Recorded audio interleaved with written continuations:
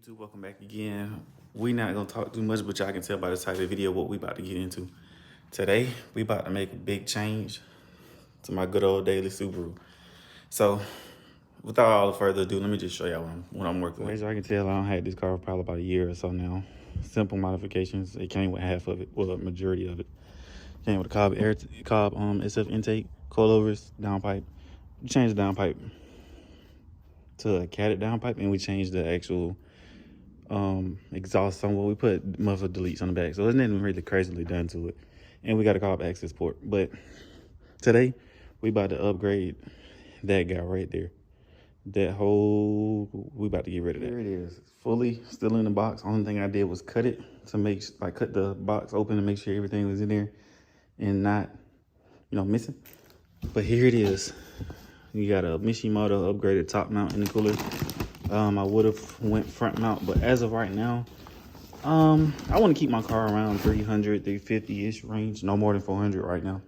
Because like I said, I still daily the car, I still drive it all the time, and I still give it the beans every day I get in it. So I wanted to keep it kind of simple. Like this one is going to be simple, but this one right here, is going to be my all full out build race car that I mess up, I blow up, redo, make it faster. This right here is gonna be that, but we're gonna come back to that. Right now, we're talking about this guy right here. So let me go ahead and continue to unbox it and show y'all everything. So boom, this is everything it comes with. Comes with new couplers, hardware, and you can't tell what this is. I think it's like a bracket. Yeah, it's a bracket for the intercooler trial and to mount the intercooler down, everything that mounts to the intercooler. And this is the intercooler, of course. And like I said, they kind of gave you a little air freshener or whatnot. Little cool stuff here and there. But yeah, let's go ahead and get started with this. I'll pick the day that it's raining to work on something. But nevertheless, let's go ahead and get to it.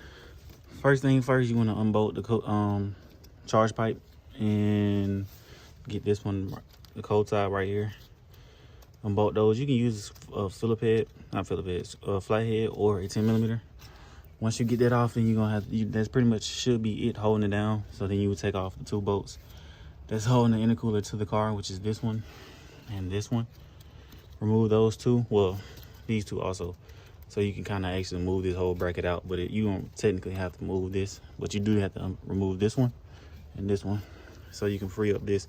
We're also upgrading this also, but I guess for today, just be doing this since this sits right here at the top, and we actually gonna be checking out the pitch stop brace. So let's get to it. So these are 8mm right here, this one and this one, and these are 12. So 1, 2, 3, 4. These are all 12s.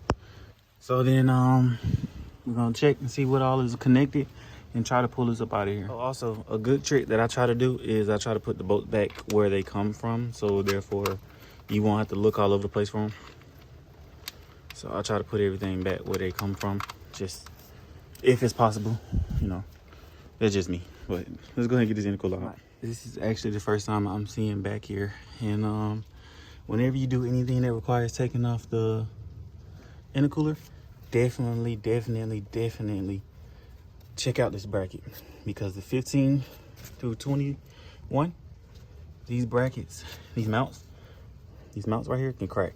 So you want to check this out and possibly do the pitch stop mount upgrade, bracket brace upgrade, and go from there, because you do not want this to rip off from the frame of the car. This will be a pain to get redone because it has to be welded back on, cleaned and welded back on. So a lot of the times, a lot of people act like the motor got to come out to do it. So yeah, definitely check this out and upgrade this if possible, which we are going to do. So let's go ahead. One more thing, y'all, definitely check inside these pipes and make sure that you don't have any oil passing through here, which I do. Yeah, it's oil all the way in there, man. This intercooler, like if you look at the fins, you can't see it because it's a little dirty, a little dark, but you can see it right there. You see all that black stuff at the end? That's oil getting in the intercooler. So definitely, if you can, most definitely add a catch can or air oil separator, which I have that also. So it's a lot of stuff we're gonna be doing in this car. I just been collecting parts and driving it because, like I said, it's been my daily for the longest.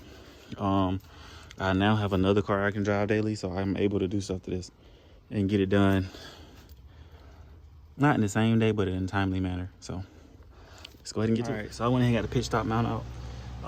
The mount itself that's holding it is 2 bolts, 2 14 millimeters. This one is just one. So 14 millimeter that threads into the actual pitch itself right there. This one has a bolt and fastener method. So 14 on each side. Once you do that, voila, pops right out. When you get the pitch stop mount kit, it comes with the rivets that you would need to put inside those 2 holes I showed you, all the hardware needed, and the tool to actually start. Put the tool in there and put the fastener and the rivet in there and tighten it down so it won't go nowhere. I'm gonna try my best to show you how this works, but I'm gonna give y'all a breakdown of it in case I can't real quick. But it comes with everything new. So it comes with a new bolt that goes through there, through the actual pitch stop. It comes with the zip ties when you need that, the 2 bolts, that, like everything for the mount kit.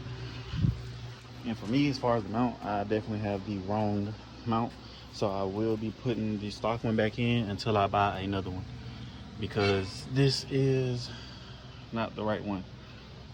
So yeah, we're gonna go ahead and put these in. I'm gonna show you how to do this real quick. So this will sit in there like this here, like that. And you will hold this tool while you turn that bolt. When you turn that bolt, what it would do is tighten up that rivet and expand that rivet. So that rivet will stays in there. It won't come back out. It shouldn't come back out. If you put it in there flush and do everything it's supposed to do, it should not come back out. But they give you a tool and everything, a tool and 3 of those. So in case you mess one up, you get 1 extra one.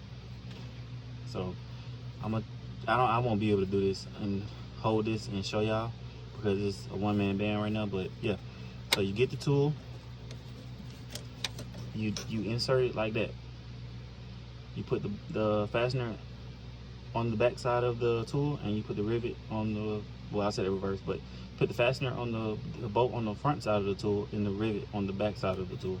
Once you do it like that, get it all snug, line it up, sit it down in that hole like that there, and then crank on that bolt. When you crank on that bolt, it's going to expand it and keeps it in place, so you wouldn't have to worry about nothing. If you do it right, do it flush, you're good. If you mess up, you're fucked. So you only get 1 shot at one shot each hole, so make it count. Boom. Once you're done, that's how it's supposed to look. So now you can put the mount up to it and it'll screw in and it shouldn't go nowhere. Also, make that as flush as possible. If you don't, who knows what will happen when you go to try to power shift or bang a gear and that's not all the way flush. It's a possibility that can come back out or back out over time. Granted, it can happen when it's flush too, but it's a stronger possibility when it's not flushed. So yeah, make that as flush as possible. And it has nothing but room and opportunity for that to be flushed. So it shouldn't, you shouldn't be messing up like that. If you aren't mechanically inclined, invite a friend over. Bring some beers, bring some food, and invite a friend over who is mechanically inclined. So yeah, that part is done. Now we got to put the mount through and do this other side. Also, you will need 2 people because I forgot you will have to bleed the clutch again. So go ahead and call their friend over and have food and beers over, because you gonna need them. Oh, boom, that's how it's supposed to look when you have everything in there flush like it's supposed to. Got that good old Blox racing symbol right there. Yep, shout out to Blox. And we gotta do this other side. So that means we would have to probably take this bracket off right there, disconnect this clutch line, and let the fluid drain out, which I didn't want to, but we got to. So let's go ahead and get to it. In this process, I realized I need a specific tool, which I should have had a long time ago, which is you have to pinch off this line. So you will want something to close this off, because this isn't also just for the clutch. This is also for the brakes. So if this line, if you open this up, because you have to take this line off. So if you take this line off and all this fluid goes out, not only do you have to bleed the clutch, you will also have to bleed the brakes. And I do not want to bleed the brakes. So I'm going to go Harbor Freight and buy these tools that pinch off tool, so I won't have to bleed the brakes, because I can bleed the clutch line, but the brakes, I don't want to do that. Not even gonna hold you, I do not want to do that. So yeah, I'd rather go make that trip, spend a few more dollars than to do that. So let's stop right here, head to Harbor Freight, and get what I need. All right, so these are two that we need right here. I mean, it's got a set, but I'm buying two, but that's what I need. Okay, so we're back. So you gotta clamp off this hose line, this line right here. Once you do that, boom, no fluid will come out. There was little to no fluid that literally popped out of there. So definitely need to go get that. That tool is $14 for a 3-piece at Harbor Freight. It will be your best friend. Definitely invest in those, and no fluid is lost. So next up, we're gonna disconnect this line and everything holding it into place. So let's go ahead and get to it. So yeah, once you take this line off, this is a 10, you can use a 10 milli or a wrench, or you can use, they have an actual socket, a flare nut wrench that you can put on these. I don't know the size in metric, but standard is that 10 millimeter. Once you do that, it's a 12 millimeter that holds this bracket in. That's literally the whole line, so you don't have to do nothing but take that off, and then take this off. Once you take that off, all of that is gonna come out as one whole piece. Once you take the whole piece off, like I said, it comes with new hardware, new washers, and the new bolt, not bolt, but like washer slash fitting that goes inside the master cylinder. So, with a clutch master slave cylinder. But yeah, let's go ahead and get this into it. I'm talking too much. So yeah, that's the line, the new fitting for the master slave cylinder. And then to put the second part of the brace on, which is this part back here, you will use the actual slave cylinder assembly itself. So you will take those two 12 millimeters off. There's one right there, and there's one back there. You take those two off. Once you take those two off, then you'll be able to just actually slide it on top of there. You really don't have to take this off because you don't want to take that off. All you do is take the bolts off, slide it on there, put the bolts back on, fasten it down. Boom, that's it. So let me go ahead and do boom. That's how it looks installed. Two bolts right there. Well, one right there, and then one on the other side right there mounts in, and it holds it in place like that. Then you have your other bolt for the bracket that's for the slave cylinder stock system unit right here. You reuse that 12 millimeter, and the bolt itself, the main bolt, goes through there. So boom, that is somewhat installed. We got to put a mount in there and see how it works, how it looks. Bow. So I grease this up because yeah, just look at it. So definitely it's a difference in size. Like, look at that. Stock, new stock. Yeah, that should stiffen it up a little bit. All right, so done and done. That's how it should look. Mind you, I don't have a mount in here yet, but I'm just showing y'all how would it look when it's done and complete. And I gotta put the clutch line. But this is how it will look.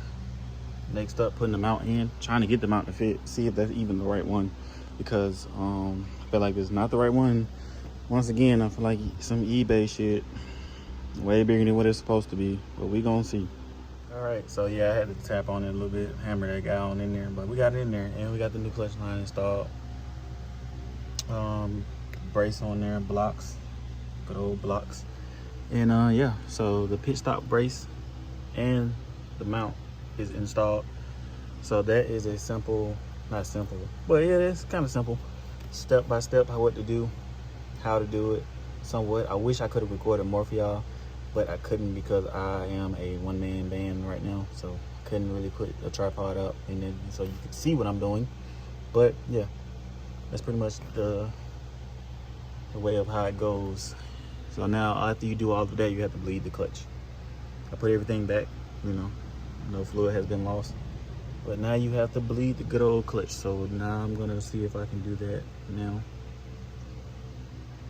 Go from there.